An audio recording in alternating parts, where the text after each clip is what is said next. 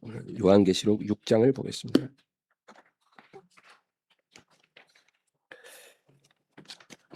장 1절과 2절을 다 같이 읽습니다.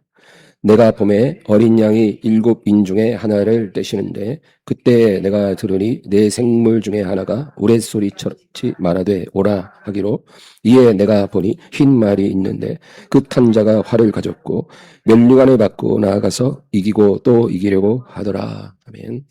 오늘은 7년 환란의 시작, 먼저 미혹이 온다, 이런 제목입니다. 요한계시록은 이제 주님이 재림하시기 전에 인류 역사의 마지막 7년, 그러니까 마지막 한 이래를 이야기하고 있습니다. 그 7년 동안에 이제 이 땅에 어떠한 일이 일어날 것인가를 우리 주님께서 요한에게 보여주신 것입니다. 근데 이 마지막 7년은 다니엘서에도 예언이 되어 있습니다. 다니엘 9장 27절 읽겠습니다. 그가 장차 많은 사람들과 더불어 한 이래 동안의 언약을 굳게 맺고 그가 그 이래의 절반의 제사와 예물을 금지할 것이며 또 포악하여 가증한 것이 날개를 의지하여 설 것이며 또 이미 정한 종말까지 진노가 황폐하게 하는 자에게 쏟아지리라 하였느니라 하니라. 그러니까 이 역사의 마지막 7년 동안 어떤 사람이 나타나서 권력을 갖게 된다는 것이죠. 그리고 그 7년이 끝날 때까지 하나님의 진노가 그 황폐하게 하는 자, 적그리스도에게 쏟아질 것이다, 그렇게 예언하고 있습니다. 근데 이 7년을 우리가 이제 절반으로 나눠야 합니다. 전 3년 반, 후 3년 반, 이렇게 나누는데 전 3년 반은 버스페인이라고 말합니다. 그러니까 진통의 시작이에요. 그러니까 여자가 임신하면 이제 해산 날까지 이제 진통이 있지 않습니까? 근데 진통이 점점 강해지고 자주 일어나는 거죠. 그와 같이 이 전 3년 반 동안 땅에 임하는 재앙이 점점 심해지는 것입니다. 그러니까 아기를 해산할 날이 다가올수록 이것은 멈추지 않아요. 점점 강해지고 아기를 해산하고 나서야 이제 끝나게 되는 것이죠. 마찬가지로 이 7년이라는 기간 동안 재앙이 점점점 심화됩니다. 강해지고, 그리고 이제 예수님이 재림하심으로 모든 재앙이 끝나게 된다는 것입니다. 그래서 전쟁, 기근, 전염병, 지진 점점 극심해지고 많은 사람들이 사망하게 되는 겁니다. 그래서 이 전 3년 반 동안 전쟁이나 기근이나 전염병과 지진으로 인해서 수억 명이 사망합니다. 여러분, 말이 수억 명이죠. 인류 역사 이래 어떤 재앙으로 단기간 수억 명이 죽은 적이 없어요. 2차 세계대전 때 가장 많이 죽었다고 해도 그때 죽은 사람이 한 7천만 명밖에 안 됩니다. 네, 엄청난 거죠.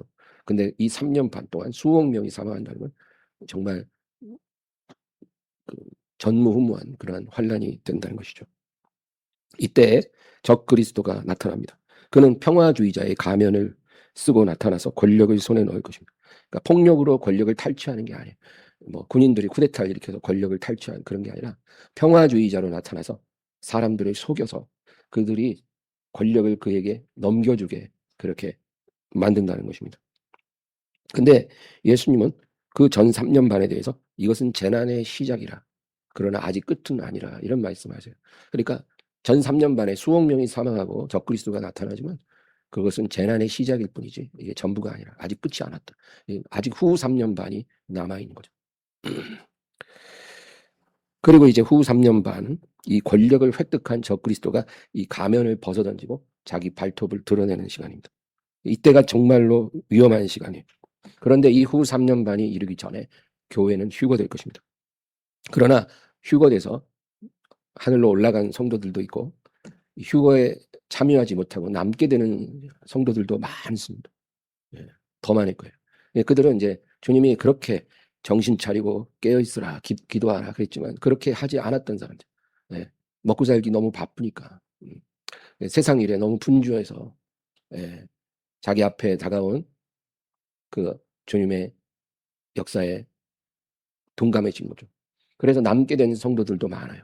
이제 그들은 이후 3년 반에 들어가게 되는 것입니다.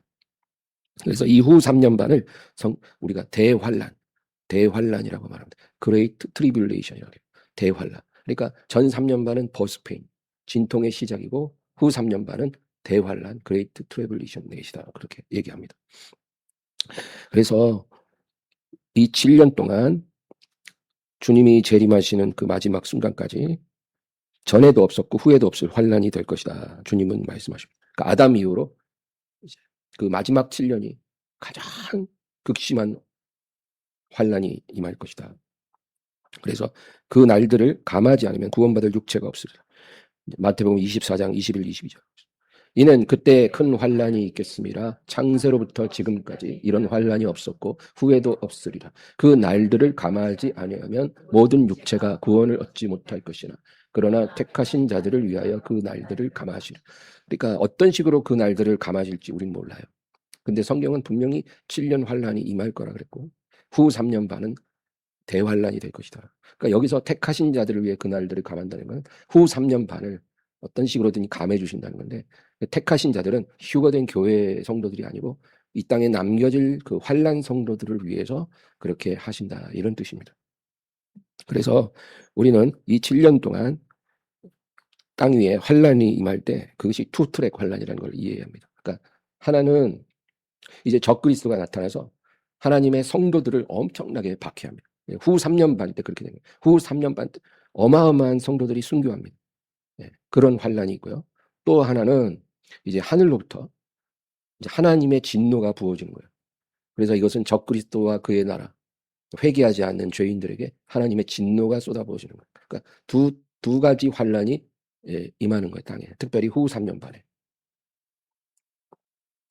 그래서 우리가 지난 시간에는 이제 우리가 보좌에 앉으신 이 오른손에 7 봉인 두루마리가 있다 그랬죠.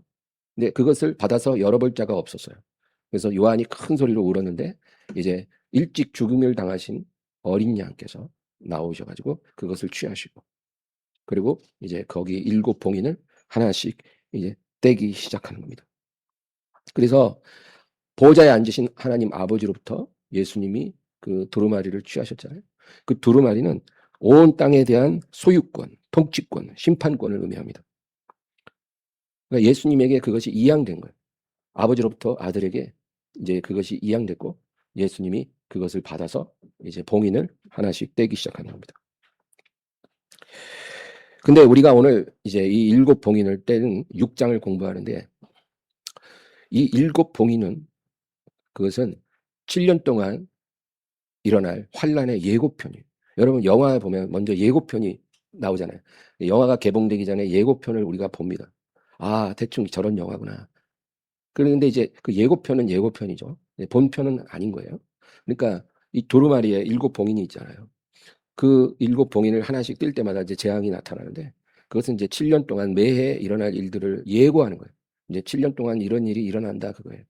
그리고 나서 이제 마지막 7번째 인을 딱 뗄 때 그 두루마리가 이제 비로소 펼쳐지는 거죠. 예. 그때부터 이제 실제적인 본편이 이제 상영이 되는 거예요. 예. 그래서 땅 위에 재앙이 임하는 겁니다. 그러니까 첫 번째 인부터 6번째 인까지는 그냥 6년 동안 일어날 일들에 대한 예고편을 보여주는 거예요. 그리고 이제 마지막 7번째 인을 딱 뛸 때는 어떤 재앙이 나타나는 게 아니라 이제 7 천사가 7 나팔을 가지고 딱 이제 준비가 되는 거예요. 마지막 7번째 인은. 그래서 두루마리가 이제 펴지는 순간인 거예요. 그래서 7 천사가 순서대로 나팔을 불기 시작하죠. 그때 땅의 재앙이 이제 실제적으로 임하기 시작하는 거예요. 그래서 7 천사가 7 나팔을 부는 거는 전 3년 반의 이야기. 그리고 7번째 천사가 7번째 마지막 나팔을 불 때 또 7 천사가 7 대접을 가지고 준비가 돼요. 그 7 대접은 후 3년 반에 일어날 재앙을 의미하는 거예요. 여러분 대충 구조가 이해가 되죠? 그것만 알면 계시록이 열려서 읽혀져요. 그러니까 7 봉인된 두루마리는 7년 동안에 일어날 일의 예고편. 그리고 마지막 7번째 봉인이 딱 떼어졌을 때 이제 재앙이 시작이 되는데 그때부터 7 나팔은 전 3년 반, 7 대접은 후 3년 반 이렇게 나타날 재앙인 것입니다. 그래서 계시록 6장에는 첫 번째 봉인부터 6번째 봉인까지가 떼어진다는 거죠. 그 첫 번째 인에서 4번째 인까지는 전 3년 반을 의미하고 4번째 인부터 6번째 인까지는 후 3년 반을 이제 예고하는 것입니다. 이제 오늘부터 계시록의 본론 파트를 우리가 이제 시작을 하는데 우리 지난 시간에 제가 얘기했던 것처럼 요한계시록은 22장으로 이루어져 있잖아요. 근데 서론 파트가 5개 장이에요. 1장부터 5장, 지난 시간까지 1장부터 5장이 서론이고 그 다음에 이제 오늘부터 시작할 6장부터 17장까지 12개 장이 본론 파트예요. 그리고 18장부터 22장까지 5개 장이 결론 파트입니다. 균형이 잘 맞춰져 있는 거죠. 우리가 그런 구조를 이해하면서 계시록을 봐야 됩니다. 근데 먼저 중요한 주제를 이야기하려고 해요. 주님이 그 신부된 교회를 이제 데려가신다 그러잖아요. 환란 전에. 그걸 우리가 휴거라고 말합니다. 이거 휴거는 그럼 언제 일어납니까? 이거 정말 사람들이 관심을 갖고 있거든요. 근데 이 휴거라는 용어 자체는 성경에 없어요. 휴거라는 단어가 없다는 거예요. 그거는 마치 성경에 삼위일체 하나님이라는 단어가 없는 것과 같아요. 삼위일체 하나님이라는 말은 성경에 없지만, 그러나 창세기부터 계시록까지 삼위일체 하나님, 성부, 성자, 성령은 그냥 아주 일관되게 계속 나오시거든요. 그러니까 그 단어가 없다고 해서 그 개념이 없는 게 아니에요. 우리가 삼위일체 하나님을 분명히 알듯이 휴거라는 단어가 성경에 안 나오지만 휴거라는 이 사건은 여러 번 명시가 되어 있어요. 먼저 예수님이 휴거에 대해서 어떤 말씀하셨을까요? 우리가 잘 아는 말이죠. 두 사람이 밭을 가는데 한 사람은 데려감을 당하고 한 사람은 버려둠을 당하는. 두 여자가 맷돌질을 하고 있는데 한 여자는 데려감을 받고 한 여자는 버려둠을 받고, 두 사람이 밤에 잠을 자는데 한 사람은 데려가고 한 사람은 버려둠. 이게 뭘 말하겠어요, 여러분? 갑자기 한 사람이 심장마비로 죽는 게 아니잖아요. 둘이 같이 있는데 갑자기 한 사람이 사라져버려요. 육신도 사라져요. 그런 희한한 일을 예수님이 계속 말씀하셔요. 이게 뭐예요? 이게 휴거예요. 그런 신기한 일, 기묘한 일이 반드시 일어난다는 겁니다. 그리고 마태복음 25장에는 열처녀 이야기를 주님이 하시죠. 신랑이 오기를 준비한 5처녀가 있고 준비가 안 된 5처녀가 있어요. 둘 다 약혼을 했는데 10명 다 약혼녀예요. 신랑이 있어요. 근데 이제 결혼을 올리지 않고 신랑이 오기를 기다리는 거예요. 근데 5처녀는 준비가 돼 있고 5처녀는 전혀 준비가 안 돼 있어요. 근데 한밤중에 갑자기 신랑이 오는 거예요. 그래서 준비된 처녀들은 혼인잔치로 들어가고 나머지 5처녀들은 기름 준비하러 갔다가 문이 닫혀버리고 말았다. 이게 의미하는 게 뭐예요? 이게 휴거를 의미하는 거예요. 한밤중에 신랑이 갑자기 오는데 준비가 되어 있어야 돼요. 예고 없이 오기 때문에 미리 준비를 해야 돼요.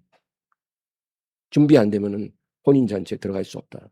어린 양의 혼인잔치거든요. 그 얘기가 뭐예요? 휴거 사건을 말하는 겁니다. 누가복음 12장 35, 36절 계속. 허리에 띠를 띠고 등불을 켜고 서 있으라. 너희는 먼저 마치 그 주인이 혼인집에서 돌아와 문을 두드리면 곧 열어주려고 기다리는 사람과 같이 되라. 네. 이것도 열처녀 비유와 같은 맥락이에요. 신랑을 기다리는 신부처럼 준비되어 있어야 된다 그랬잖아요. 아까 열처녀 비유. 이 누가복음 12장에는 주님 뭐라 하냐면 허리에 띠를 띠고 등불을 켜고 서 있으라는 거예요.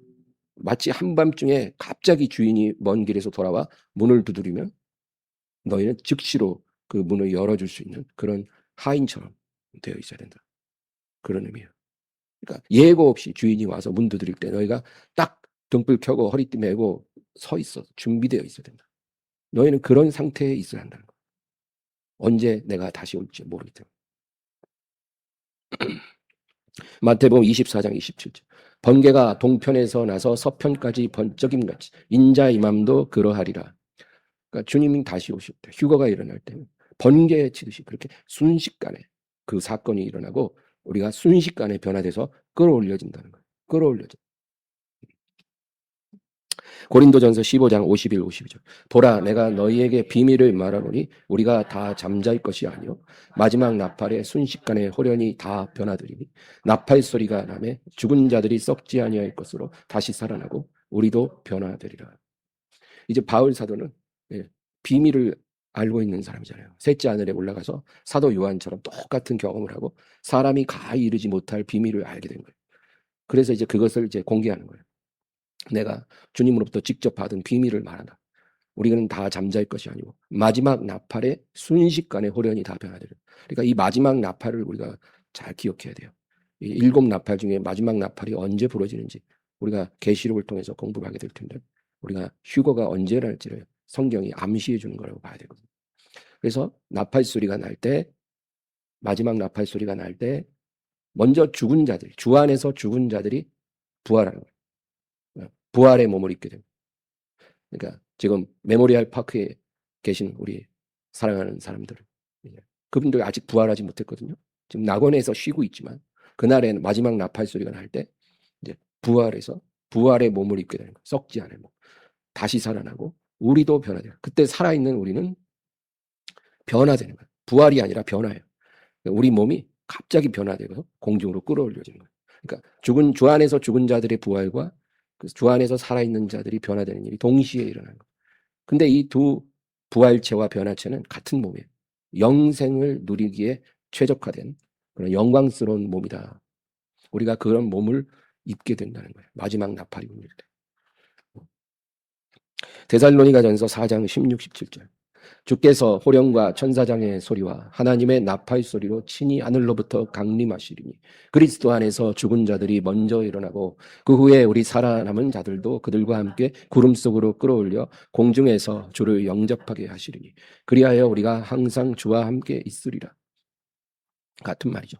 그리스도 안에서 죽은 자들이 먼저 일어나고 그 후에 우리 산 자들도 그들과 함께 구름 속으로 끌어올려 공중에서 주를 영접하게 하시 우리가 영원히 항상 주와 함께 있으리라. 이게 휴거가 아닌 뭡니까? 휴거란 단어가 없을 뿐이지 휴거를 여러 번 말씀하고 있어요. 데살로니가후서 2장 6절 7절. 너희는 지금 그로 하여금 그의 때에 나타나게 하려 막는 것이 있는 것을 안 하니 불법의 비밀이 이미 활동하였으나 지금은 그것을 막는 자가 있어 그 중에서 옮겨질 때까지 하리라. 이것은 뭐냐면 이제 그로 하여금 그의 때에 나타나게 하려 한다는 것은 적그리스도를 말해요. 적그리스도가 이제 마지막 7년 동안에 나타나는데 그의 때에 나타나게 하려고 막고 있다는 거. 누가요? 성령께서. 성령께서 적그리스도의 활동을 막고 계셔요. 왜? 교회가 아직 땅에 있거든요. 교회가 땅에 있는 동안에 적그리스도가 권력을 얻으면 안 되는. 그래서 교회가 들어올려질 때까지 성령이 그의 활동을 막고 있는 거예요. 그러면 교회가 휴거되는 때가 언제냐? 그거는 아무도 모르고 천사도 모르고 아들도 모르고 아버지만 아시는 거죠. 그러니까 성경이 말하는 거는 적그리스도가 등장할 때, 본격적으로 활동할 때 교회가 휴거된다. 그런 것입니다. 데살로니가후서 2장 1절에 3절. 형제들아 우리가 너희에게 구하는 것은 우리 주 예수 그리스도의 강림하심과 우리가 그 앞에 모임에 관하여 영으로나 또는 말로나 또는 우리에게서 받았다 하는 편지로나 주의 날에 이르렀다고 해서 쉽게 마음이 흔들리거나 두려워하거나 하지 말아야 한다는 것이라. 누가 어떻게 하여도 너희가 미혹되지 말라. 먼저 배교하는 일이 있고 저 불법의 사람 곧 멸망의 아들이 나타나기 전에는 그 날이 이르지 아니하니. 그러니까 바울이 이 휴고로 인해서 성도들이 막 이렇게 두려워하고 혼란스러워할까 봐 염려하는 거예요. 너희는 휴거를 믿지만 그것을 준비하지만 그것을 인해서 두려워하거나 막 마음이 혼란스러워서 너희 삶의 패턴이 깨지면 절대 안 된다. 너희는 주님이 오실 그때까지 너희의 일상 속에서 깨어 있어야 돼. 뭔가 특별한 일을 하려고 하지 말고 너희의 일상을 매일같이 성실하게 살면서 깨어 있으라. 그리고 3절이 중요해요. 누가 어떻게 말할지라도 미혹되지 마라. 그러니까 시한부 종말론자들이 언제 널 며칠 그날이다. 그럼 자기들이 뭔가 계산을 했다는 거예요. 그런 거 다 거짓말. 사람이 계산해서 그 날을 알 수 있으면 그건 말이 안 돼요. 하나님 그렇게 하지 않아요. 우리가 계산해서 그 날을 정확히 알 수 없어요. 그러니까 그런 거 알아내려고 하는 것 자체가 이미 미혹된 거예요. 먼저 배교하는 일이 일어날 것이라는 거죠. 배교라는 거는 교회가 변절하는 걸 말해요. 그걸 배교라고도 하고 배도라고도 해요. 교회가 변절한다는 거예요. 그러니까 한두 교회가 이렇게 변절하는 게 아니라 대부분의 교회가 변절하는 일이 일어난다는 거예요. 교회가 복음 진리를 붙잡아야 되잖아요. 그 복음 진리가 뭐예요? 천하 인간의 구원받을 만한 다른 이름을 주시지 않았다. 오직 예수 이름만 구원이다. 그게 복음 진리잖아요. 근데 이 복음 진리를 교회가 버리는 거예요. 그래서 다른 종교에도 구원이 있다. 다른 종교의 신도 인정을 해주는 거예요. 그게 배교예요. 그런 일이 있을까? 그런 일이 일어난다는 거예요. 대부분의 교단들이 그렇게 한다는 거예요. 그래서 이러한 배교하는 일이 먼저 일어날 것이고 저 불법의 사람 곧 멸망의 아들이 나타나기 전에는 그날이 이르지 않아요. 그러니까 불법의 사람 멸망의 아들은 적그리스도죠. 이 적그리스도가 등장을 해서 그가 이제 권력을 이렇게 쟁취하기 시작하는 거죠. 우리 교회가 그것을 보게 될 것입니다. 이 두 가지 일이 일어나는 걸 우리가 보게 될 거예요. 그런 일이 일어날 때 교회가 휴거된다는 겁니다. 그러니까 우리가 이렇게 성경을 깨달으면 정확히 언제 주님이 오신다는 것은 우리가 알 수가 없지만 언제쯤 주님 오실 때가 아주 가까웠다는 거. 그걸 우리가 알 수가 있죠. 그러니까 깨어 있을 수가 있는 거죠.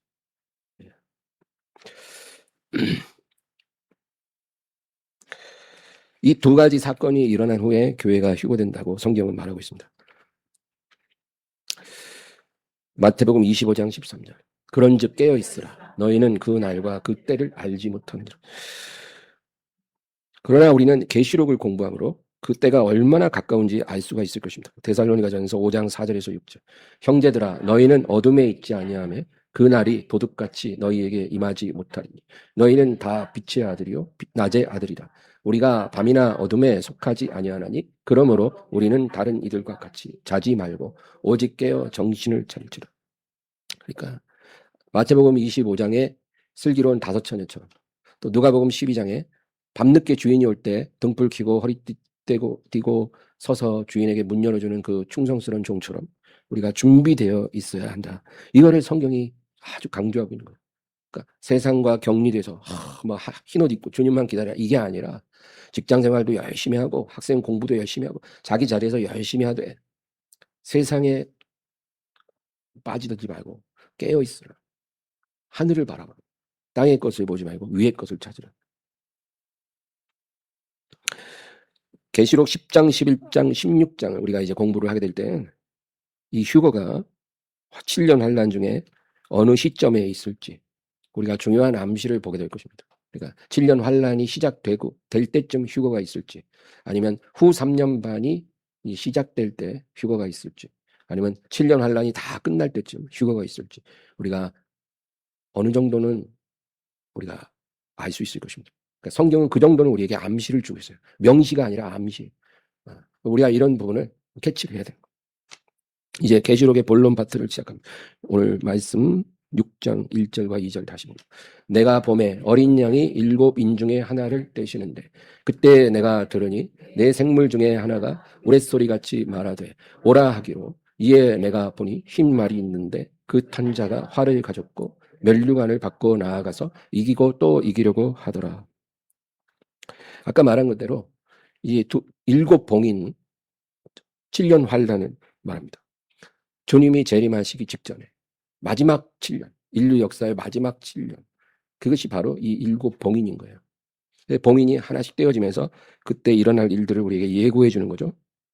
그래서 이제 어린 양이 첫 번째 인을 탁 떼시니까 보좌를 둘러싸고 있는 네 생물, 네 스랍 천사 중에 하나가 우레소리 같이 말하되 오라 그렇게 말하고 오라. 이게 무슨 의미냐면 하늘에서 허락이 떨어졌다. 컨펌이 이루어졌다는 거예요. 그래서 하늘에서 허락이 됐으니까 이제 환란의 문이 열린다는 거죠. 여러분 우리가 성경에 보면 주님이 이런 말을 해요. 너희가 땅에서 무엇인지 풀면 하늘에서도 풀리리라. 그거는 교회에 주신 놀라운 권세죠. 우리가 무엇을 풀면 하늘에서도 풀리고 매면 하늘에서도 매인다는 거예요. 근데 그 반대의 경우도 있어요. 하늘에서 어떤 결정이 일어나면 땅에서 그 일이 일어나는 거예요. 우리가 욥기를 통해서 알 수 있잖아요. 하늘에서 먼저 하나님의 허락이 떨어져요. 그러니까 사탄이 내려와서 욥에게 어마어마한 환난을 퍼붓지 않습니까? 그 허락받은 거예요. 처음에는 욥이 가진 모든 것들 내가 너에게 붙이노라. 그 다음에는 욥의 육체를 내가 너에게 붙이되 생명은 해야지 말지. 그런 허락을 받고 나서 사탄이 일을 하잖아요. 마찬가지예요. 이제 하늘에서 오라 하니까 이제 흰 말이 달려나오고 계시고 그 위에 탄자가 있어요. 활을 가졌고 면류관을 받았고 이기고 또 이기려고 하더라. 하늘에서 허락이 되니까 이제 일이 일어나기 시작하는 거예요. 예수님이 참새 2마리가 한 아싸리 안에 팔리지 않느냐. 그러나 아버지께서 허락하시지 않으면 그중 한 마리라도 땅에 떨어지지 아니하리라. 그러니까 아주 미물들도 그 참새 한 마리도 허락받아야 땅에 떨어지는 거예요. 그냥 우연히 일어나는 일은 없어요. 그러니까 이 땅에 어떤 재앙이 일어날 때 그건 우연히 일어나는 게 절대 아니에요. 하늘에서 허락이 떨어지니까 그 재앙이 땅에 일어나는 거죠. 이 흰말을 탄 자는 누굴까요? 적그리스도입니다. 이제 적그리스도가 등장한다는 거예요. 7년 환란이 시작될 때 제일 먼저 일어난 일이 적그리스도가 등장을 하는 거예요. 근데 그는 흰말을 타고 있어요. 이거는 상징이에요. 그가 왜 흰말을 타고 있냐면 그가 평화주의자로 가장을 하기 때문에 그러니까 인류에게 내가 인류를 내가 불행하게 하겠다 이렇게 나오는 사람이 아니라 내가 온 인류를 정말 평안하게 하고 안전하게 하겠다 그렇게 말을 하는 거예요. 평화의 사도로 가면을 쓰는 거예요. 이것은 예수님을 모방하는 거예요. 계시록 19장에 보면 예수님이 백마를 타고 이제 내려오십니다. 근데 예수님 백마 타신 분이에요. 통치자예요. 그 입에서 날선 검이 나와요. 그래서 그 원수들을 진멸합니다. 그러니까 예수님의 무기는 그 입에서 나오는 날선 검 같은 말씀이죠. 근데 이 자는 예수님을 모방해서 평화주의자의 가면을 쓰고 자기가 인류의 모든 불행을 해결할 수 있는 해결사로 그렇게 자기를 선전하면서 흰 말을 타고 나타나는데 이 사람은 뭐 입에서 말씀의 검이 나오는 게 아니라 활을 들고 있어요. 근데 이 활이 그럼 활이 있으면 화살을 가지고 있잖아요. 전통에 화살이 꼭 있어서 그 활과 화살이 있어야 되는 거죠. 근데 화살은 없어요. 그냥 활만 들고 있는 거예요. 이건 뭘 의미하냐면 이 사람이 권력을 얻을 때 폭력을 사용해서 피를 흘려서 권력을 얻지 않고 사람들을 속여서 그 속은 사람들이 자기에게 권력을 넘겨주게 그렇게 피 흘림 없이 권력을 차지하게 될 거다. 그 얘기입니다. 요한복음 10장 8절. 나보다 먼저 온 자는 다 절도요 강도니 양들이 듣지 아니하느니라. 그러니까 예수님이 오시기 7년 전에 예수님을 모방해서 흰말을 타고 나타나는 사람. 이 사람이 바로 예수님보다 먼저 온 짝퉁 예수예요. 짝퉁 메시아예요. 하나님의 자녀들은 이 사람을 믿지 않습니다. 우리 교회는 깨어있는 교회는 이 사람을 믿지 않을 겁니다. 요한복음 5장 43절. 나는 내 아버지의 이름으로 왔음에 너희가 영접하지 아니하나 만일 다른 사람이 자기 이름으로 오면 영접하리라. 아버지 이름으로 오신 예수님은 배척한 그들이 어떤 짝퉁 그리스도가 자기 이름으로 올 때 너희가 영접하리라. 이것은 이제 유대인들이 이 적그리스도를 메시아로 믿고 환영하게 된다. 그런 말씀입니다. 이 흰말이라는 것은 그 적그리스도의 캐릭터를 말합니다. 혼란스러운 세상에 평화와 안전을 약속하며 등장을 하는 거죠. 그러나 그가 약속한 것과는 반대로 세계는 이제 7년 동안의 전무후무한 환란에 들어가게 되는 것입니다. 여러분, 진정한 평화, 참된 안전은 누구부터 옵니까?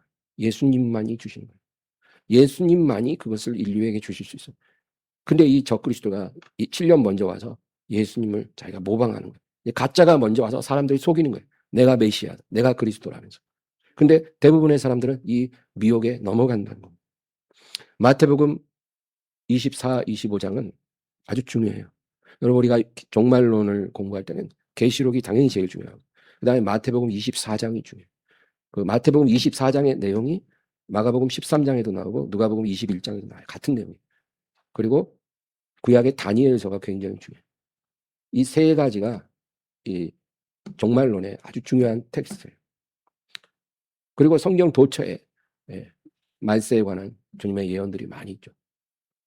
근데 마태복음 24, 25장은 감람산 강화라 그래요. 그거는 이제 예수님이 십자가에 못 박히시기 이틀 전에 말씀하신 거예요. 그 고난주간 있잖아요. 고난주간. 예수님이 금요일 날 십자가에 못 박히시거든요. 성금요일에 못 박히시죠. 그러니까 이틀 전이면 수요일이에요. 그 수요일 날 이제 감람산에서 제자들과 함께 앉으사 말씀하신 것들이에요. 근데 제자들이 그때 질문을 하는 거예요. 주여, 이 세상 끝에 주님이 다시 오실 때, 주님이 왕으로 오실 때 어떤 징조가 있을 것입니까? 그렇게 제자들이 물었다는 거예요. 그래서 주님이 말씀하신 게 마태복음 24장. 내가 다시 오기 전에 이런 일들이 먼저 있을 것이다. 종말의 시나리오. 그래서 마태복음 24장에 있는 그 내용은 이 계시록 6장과 아주 똑같아요. 그 모든 내용이나 순서가. 그러니까 마태복음 24장 곧 계시록 6장이에요. 그리고 마태복음 25장은 종말에 관한 중요한 비유들이 나와요. 열처녀 비유라든지 여러 가지 비유들이 나오는 거죠. 마태복음 24장 3절부터 5절까지 읽겠습니다. 예수께서 감람산 위에 앉으셨을 때 제자들이 조용히 와서 이르되 우리에게 이르소서 어느 때에 이런 일이 있겠사오며 또 주의 임하심과 세상 끝에는 무슨 징조가 있사오리까? 예수께서 대답하여 이르시되 너희가 사람의 미혹을 받지 않도록 주의하라. 많은 사람이 내 이름으로 와서 이르되 나는 그리스도라 하여 많은 사람을 미혹하리라. 주님이 재림하시기 직전에 이 땅에 일어날 첫 번째 일은 사람의 미혹이 있을 거라는 거예요. 사람의 미혹. 너희는 이 사람의 미혹이 가장 먼저 일어나니까 그것을 조심하라. 그러니까 많은 적그리스도, 짝퉁 그리스도가 나타나는데 이제 그때는 이제 가장 강력한 적그리스도가 나타난다는 겁니다. 불법의 사람, 불법의 사람, 멸망의 아들. 그렇게 일컬어지는 그 마지막 적그리스도가 역사의 무대에 등장해서 온 세계를 미혹할 것. 평화주의자의 가면을 쓰고 정의로운 사자처럼 자신을 이렇게 포장해서 온 세계를 미혹하고 인류는 그에게 열광하게 될 것입니다. 그러니까 그 시대가 너무나 혼란스럽기 때문에 이런 영웅이 나타나기를 고대하는 거예요. 네. 그냥 막 전쟁은 끝이 없어요. 여기저기 막 전쟁이 계속되고 그리고 막 경제난이 말도 못해. 물가는 막 살인적으로 폭등하죠. 식량난, 에너지 대란, 환경오염, 범죄, 난민 문제. 그냥 이런 문제들이 너무 점점 심해지는 거예요. 그래서 사람들이 너무 힘들어요. 살기가. 네, 살기가 힘들어지고 온 인류가 막 신음하는 거예요. 근데 그것을 해결할 정치인들은 없어요. 그 리더십이 다 박살났어요. 어느 나라 국가 원수도 그런 거를 해결하기가 어려워요. 이런 상황에서 인류는 정말 이 모든 문제를 일거에 해결해 줄 그런 영웅을 기다리는 거예요. 그때 이 사람이 등장하는 거예요. 그리고 실제로 능력을 보여줄 거예요. 아주 장밋빛 약속을 주고 능력도 보여줄 거예요. 그러니까 사람들이 그 사람에게 마음이 쏠리는 거예요. 그리고 이 사람은 특별히 모든 국가 간 분쟁의 원인이 종교 때문이다. 이렇게 말을 하고 사람들이 그거를 다 받아들일 거예요. 정말 그게 맞는 말처럼 보이는 거예요.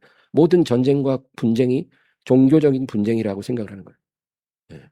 그래서 이 종교적인 분쟁이 없어지면 인류가 평화롭게 되지 않을까. 이제 이렇게 생각하는 거죠. 그래서 이 사람이 그 문제를 해결하겠다고 나섭니다. 그래서 이스라엘 나라와 중동 국가 간에 7년 평화 협정을 맺게 되는 거예요. 이 놀라운 일을 이루어내고 이제 평화가 찾아오기 시작합니다. 그리고 예루살렘의 세 번째 성전을 건립하도록 도와줘요. 이 성전이 건립되는 건 유대인들의 로망이거든. 세 번째 성전이에요. 첫 번째 성전은 솔로몬 성전.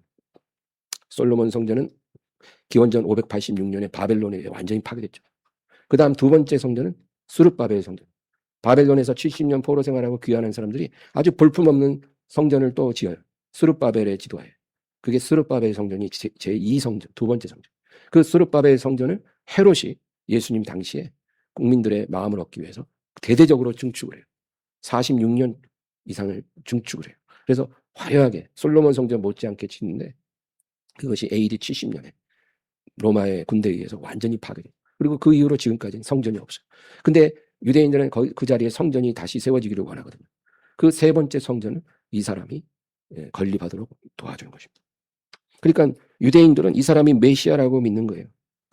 세상 모든 사람들이 칭송을 합니다. 고린도후서 11장 14, 15절. 이것은 이상한 일이 아니니라. 사탄도 자기를 광명의 전사로 가장하나니 그러므로 사탄의 일꾼들도 자기를 의의 일꾼으로 가장하는 것이 또한 대단한 일이 아니니라. 그들의 마지막은 그 행위대로 되리라. 사탄이 뿔 달고 나타나면 누가 속겠어요? 그렇지 않아요. 광명의 천사로 나타나는 거예요. 의의 일꾼으로 자기를 포장하고. 그래서 사람들이 속는 거예요. 사기꾼이 아주 정직한 사람처럼 행세하는 건 너무나 당연한 거잖아요. 그래야 속으니까. 그래서 미혹을 조심하라. 그래서 이 흰말탄 적그리스도가 화살 없는 활을 들고 있다는 것이 바로 그거예요. 싸우지 않고 막대한 권력을 속여서 얻게 된다는 거예요. 다니엘 8장 23, 24절. 이 네 나라 마지막 때에 반역자들이 가득할 즈음에 한 왕이 일어나리니 그 얼굴은 뻔뻔하며 속임수에 능하며 그 권세가 강할 것이나 자기의 힘으로 말미암은 것이 아니며 그가 장차 놀랍게 파괴 행위를 하고 자의로 행하여 형통하며 강한 자들과 거룩한 백성을 멸하리라. 다니엘 11장 21절. 또 그의 왕위를 이을 자는 한 비천한 사람이라. 나라의 영광을 그에게 주지 아니할 것이나 그가 평안할 때를 타서 속임수로 그 나라를 얻을 것입니다. 이게 다 적그리스도에 대한 예언이거든요. 속임수로 권력을 손에 얻게 된다는. 다니엘 7장 25절. 그가 장차 지극히 높으신 이를 말로 대적하며 또 지극히 높으신 이의 성도를 괴롭게 할 것이며 그가 또 때와 법을 고치고자 할 것이며 성도들은 그의 손에 붙임받아 한 때와 두 때와 반 때를 지나리라. 한때와 두때와 반때는 3년 반을 의미하거든요. 그러니까 성도들이 3년 반 동안, 후 3년 반 동안 그의 손에 붙여진 거예요. 네. 그가 성도들을 많이 죽일 겁니다. 물론 교회는 그 전에 휴거가 될 것이지만 남아있는 성도들은 3년 반 동안 그의 손에 붙여져서 괴롭힘을 당하고 많이 죽임을 당한다는 것입니다. 일부는 죽을 것이고 일부는 살아남을 것입니다. 그래서 주님은 도망치라. 그 후 3년 반에 땅에 남아있는 성도들은 도망치라. 멸망에 가증한 것이 그 제3성전에 세워지고 교회당에 세워질 때 도망치라. 그래서 성경에 그런 말이 있어요. 그때 너희가 그 상황을 볼 때 밭에 있는 자는 물건을 가지러 집으로 돌이키지 말고 산으로 도망치라. 지붕에 있는 자는 물건 가지러 집으로 내려가지 말고 도망치라. 뒤도 보지 말고 도망치라. 그렇게 말씀. 이 도시에서 너희를 핍박하면 옆 도시로 도망가고 이 마을에서 너희를 핍박하면 옆 마을로 도망가라. 그러니까 할 수만 있는 대로 도망다니라. 살아남으라. 너희가 짐승의 표를 받지 않고 살아남을 수 있으면 도망쳐서 살아남으라. 그렇게 성경은 말하고 있어요. 다니엘 11장 32, 34. 그가 또 언약을 배반하고 악행하는 자를 속임수로 타락시킬 것이나 오직 자기의 하나님을 아는 백성은 강하여 용맹을 떨치리라. 백성 중에 지혜로운 자들이 많은 사람을 가르칠 것이나 그들이 칼날과 불꽃과 사로잡힘과 약탈을 당하여 여러 날 동안 몰락하리라. 그러니까 대환란 때 이 땅에 남아있는 많은 성도들 또 그들을 가르치는 지혜로운 자들이 있을 것이지만 그들은 칼날과 불꽃과 사로잡힘과 약탈을 당하여 그 3년 반 동안 완전히 몰락하게 된다. 모든 것을 잃어버리고 목숨도 잃게 될 것이다. 다니엘 12장 7절. 내가 들은즉 그 세마포 옷을 입고 강물 위쪽에 있는 자가 자기의 좌우손을 들어 하늘을 향하여 영원히 살아계시는 이를 가리켜 맹세하여 이르되 반드시 한때 두때 반때를 지나서 성도의 권세가 다 깨지기까지니 그렇게 되면 이 모든 일이 다 끝나리라 하더라. 3년 반에 후 3년 반에 대환란이 지나고 성도의 권세가 다 깨어질 때까지 깨어질 거죠. 그리고 나서 모든 일이 끝나리라. 그 밑에 10절. 많은 사람이 연단을 받아 스스로 정결하게 하며 희게 할 것이나 악한 사람은 악을 행하리니 악한 자는 아무것도 깨닫지 못하되 오직 지혜 있는 자는 깨달으리라. 그러니까 많은 남겨진 환난 성도죠. 휴거 성도 말고 환난 성도들. 그들이 그 기간 동안 연단을 받을 거예요. 불같은 연단을 받죠. 짐승의 표를 받지 않고 도망 다녀야 되는데 얼마나 힘들어요. 그래서 그들이 주님 말씀을 거역하고 세상에 물들어서 살다가 그 환란에 들어간 거잖아요. 근데 그때는 이제 정말 하나님의 말씀을 생명처럼 여기고 그 연단 속에서 자신을 정결하게 하고 희게 할 것이에요. 그래서 정말 그들이 천국 백성으로 준비되는 거예요. 3년 반 동안. 그러나 악한 자들은 악을 행하리니 아무것도 깨닫지 못할 것이고 변화되지 않을 것이고 오직 지혜 있는 자만 깨달으리라. 그렇게 말씀하고 있어요. 이제 본문 말씀 다시 한번 봅니다. 내가 보매 어린 양이 7인 중에 하나를 떼시는데 그때 내가 들으니 내 생물 중에 하나가 우레소리같이 말하되 보라 하기로 이에 내가 보니 한 말이 있는데 그 탄자가 활을 가졌고 면류관을 받고 나아가서 이기고 또 이기려고 하더라. 아까 말한 대로 화살 없는 활은 속임수로 권력을 얻을 것을 말하죠. 그리고 면류관을 받는다 그랬잖아요. 이것은 하나님이 주신 것이 아니라 사탄이 주는 면류관입니다. 7년짜리 7년이라는 유효기간이 있는 면류관이에요. 예. 이 세상이 주는 면류관은 유효기간이 있어요. 예. 그 유효기간만 잠깐 반짝하는 거지 영원하지 않아요. 적그리스도가 받은 면류관도 7년짜리예요. 그 면류관을 얻으려고 영생을 포기하는 어리석은 성도가 돼서는 절대로 안 돼요, 여러분. 예. 그리고 이 사람은 이기고 또 이기려고 하는 거예요. 이게 여러분 예수님하고 다른 점이에요. 예수님은 십자가로 단번에 승리하신 거예요. 그래서 예수님의 승리는 단번에 이루어졌고 영원한 거죠. 완전한 승리예요. 근데 이 적그리스도는요. 그렇게 승리할 수가 없어요. 그러니까 속임수로 권력을 손에 넣는데 단번에 모든 권력을 쟁취하는 게 아니고 조금씩 자기 권력을 늘려가는 거예요. 속임수로. 그러니까 이기고 또 이기려고 하는 거죠. 점점 조금씩 자기 권력을 확장시켜 나가는 그런 모습을 보여줍니다. 그래서 전 3년 반 동안은 이 적그리스도가 등장을 하지만 이제 평화의 가면을 쓰고 그리고 자기 권력을 조금씩 확장해 가는 시간이에요. 그러니까 이때는 막 많은 전쟁도 일어나고 뭐 기근도 일어나고 지진도 일어나고 전염병도 들고 수억이 사망하지만 그래서 적그리스도는 가면을 딱 쓰고 권력을 확장하는 시기예요. 그때 교회는 이 환란의 시간을 이 땅에서 지나게 될 것입니다. 저는 그렇게 생각해요.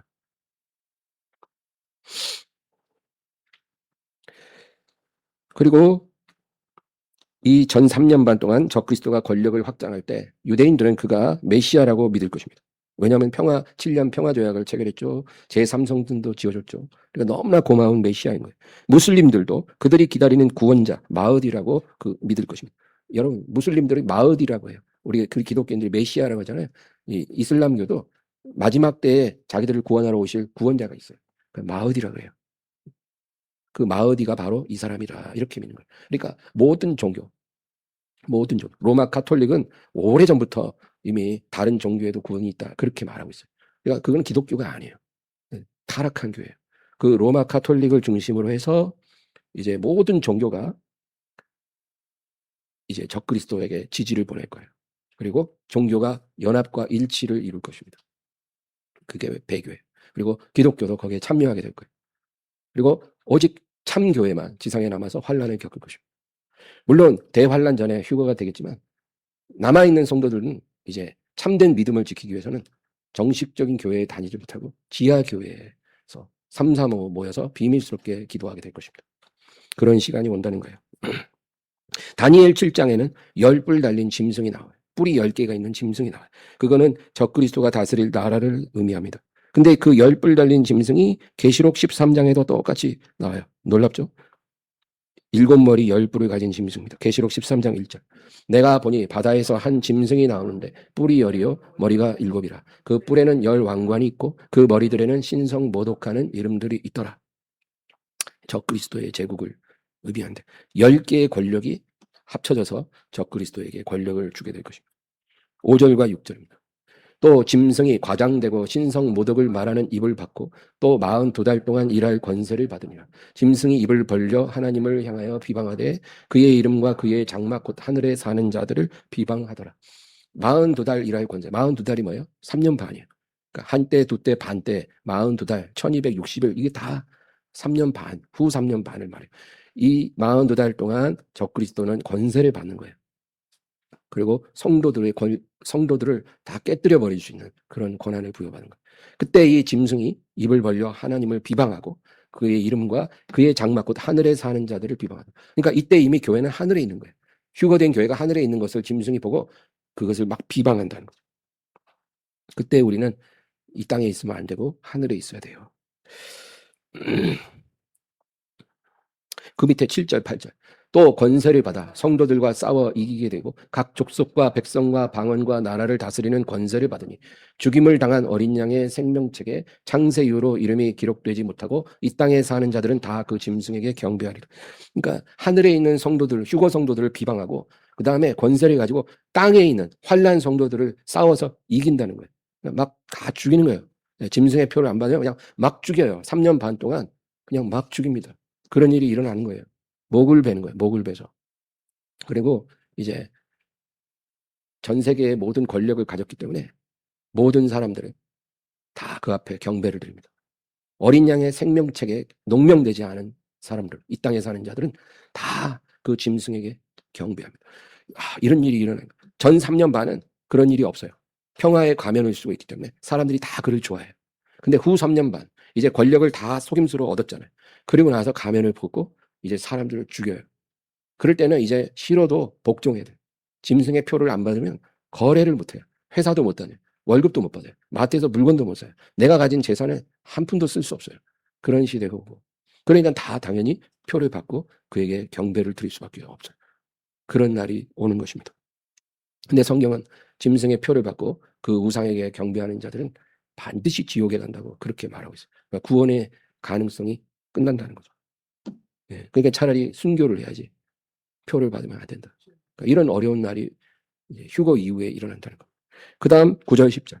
누구든지 귀가 있거든 들을지어다. 사로잡힐 자는 사로잡혀가 일 것이요 칼에 죽을 자는 마땅히 칼에 죽을 것이니 성도들의 인내와 믿음이 여기 있느니라. 많은 신자들이 그날 사로잡히고 칼에 죽임을 당할. 그러나 그것을 인내해야 하는 것, 믿음으로 견뎌야 하는 것입니다. 그리고 죽지 않고 끝까지 살아남아 예수님을 맞이하는 사람들도 있어요. 여러분, 이제 우리는 이것을 미리 공부하고 있잖아요. 아직 흰말 탄 자는 나오지 않았어요. 아직 7년 환란은 시작되지 않았지만 우리의 생애에 아마도 그 7년 환란이 시작될 것입니다. 우리는 그때 교회의 배교를 보게 될 것이고 적그리스도가 등장하는 것도 보게 될 것입니다. 우리는 이 마지막 시대의 징조를 미리 알고 우리가 준비할 수가 있지만 대부분의 세상 사람들은 결코 깨달을 수가 없을 것입니다. 심지어 교회를 다니는 많은 신자들도 이 말씀을 깨닫지 못할 것입니다. 너무나 안타까워요. 그냥 축복의 말씀만 좋아하지 이런 정말 말씀을 우리가 들어야 되는데 듣지 못하고 있어요. 성경 66권 중에 이 말씀을 읽는 자, 듣는 자, 행하는 자는 복이 있다. 이렇게 말씀한 책은 요한계시록 한 권밖에 없어요, 여러분. 그러니까 하나님이 요한계시록을 아주 특별하게 하신 거예요. 이 말씀을 읽는 자, 듣는 자, 행하는 자가 복이 있습니다. 계시록은 중요한 거예요. 데살로니가전서 5장 3절 봅니다. 그들이 평안하다 안전하다 할 그때에 임신한 여자에게 해산의 고통이 이른 것 같이 멸망이 갑자기 그들에게 이르니 결코 피하지 못하리라. 그러니까 미혹에 의해서 적그리스도에 의한 미혹으로 인해서 이제 7년 동안 엄청난 환란을 겪게 되는데도 불구하고 사람들은 이제 좀 있으면 평안해질 거야. 이제 좀 있으면 안전해질 거야. 이렇게 믿는다는 거야. 이게 미혹이에요. 좋아질 거야. 다 좋아질 거야. 안정될 거야. 그렇게 생각하게 됩니다. 미혹이에요. 성경은 이 7년 환란이 시작되면 이제 파국으로 가는 거죠. 예수님이 오실 때까지. 근데 이들은 미혹당해서 그렇게 믿고 적그리스도를 신뢰하고 권력을 다 넘겨주고 짐승의 표를 받을 거라는 거예요. 표만 받으면 안전하다. 표만 받으면 행복할 것이다. 그러나 임신한 여자에게 해산의 고통이 이른 것 같아요. 이것은 진통의 시작이 아니에요. 산고예요, 산고. 이제 해산할 날이 와서 이제 완전히 생사를 걸고 이제 해산해야 되는 그 고통에 이르는 것처럼 멸망이 갑자기 그들에게 이를 것이다. 그렇게 성경은 우리에게 경고를 하고 있어요. 4절부터 6절. 형제들아 너희는 어둠에 있지 아니하네 그날이 도둑같이 너희에게 임하지 못하니 너희는 다 빛의 아들이요 낮의 아들이라. 우리가 밤이나 속하지 아니하니 그러므로 우리는 다른 이들과 같이 자지 말고 오직 깨어 정신을 차리자. 데살로니가후서 2장 9절에서 12절. 악한 자의 나타남은 사탄의 활동을 따라 모든 능력과 표적과 거짓 기적과 불의의 모든 속임으로 멸망하는 자들에게 있으리니 이는 그들이 진리의 사랑을 받지 아니하여 구원함을 받지 못함이라. 이러므로 하나님이 미혹의 역사를 그들에게 보내사 거짓 것을 믿게 하시면 진리를 믿지 않고 불의를 좋아하는 모든 자들을 하여금 심판을 받게 하려 하십니다. 그러니까 여러분 지금 하나님의 말씀을 귀담아 듣고 마음에 새기는 자들은 미혹받지 않을 거지만 그러지 않은 모든 가짜 그리스도인들, 세상의 죄인들은 다 미혹될 거예요. 다 미혹돼서 예수님보다 7년 먼저 나타날 적그리스도에게 매료될 것이고 그들은 주님의 재림을 준비하지 못하게 될 것입니다. 그래서 주님이 뭐라 그래요? 그날은 노아의 때와 같고 롯의 때와 같으리라. 노아의 때, 롯의 때 멸망이 갑자기 임했는데 그 직전까지 사람들은 먹고 마시고 시집가고 장가가고 사고 팔고 집을 짓고 그러다가 멸망당했잖아요. 그렇게 되는 거예요. 미혹되면 아무런 준비를 안 해요. 왜? 점점 좋아질 거라고 믿기 때문에. 그러나 그것이 미혹이에요. 여러분 성경은 점점 안 좋아질 거니까 깨어있어라. 깨어있어라. 진리의 사랑 안에 거하라. 그렇게 말씀하고 있습니다. 기도하겠습니다. 하나님 아버지 감사합니다. 이렇게 귀한 하나님의 말씀을 통해 인도해 주심을 감사드리고 아버지 부족하고 어리석고 연약하지만 우리에게 지혜 주시고 명철 주셔서 하나님의 말씀이 우리 안에 온전히 심어지게 하여 주시고 이 혼란한 시대, 미혹의 시대에 우리가 영적으로 분별할 수 있도록 성령님 도와주시고 아버지 하나님 깨어있게 하여 주시옵소서. 기도하게 하시고 주님 마음을 근신하고 정신을 차리게 하여 주시옵소서. 주여 우리의 모든 하루하루를 최선을 다해서 영적 승리로 이끌어 주시고 그리고 땅의 것을 보지 말고 하늘을 바라보며 우리 주님 오실 때 우리가 준비되어 있게 하여 주시옵소서. 예수님의 이름으로 기도합니다. 아멘.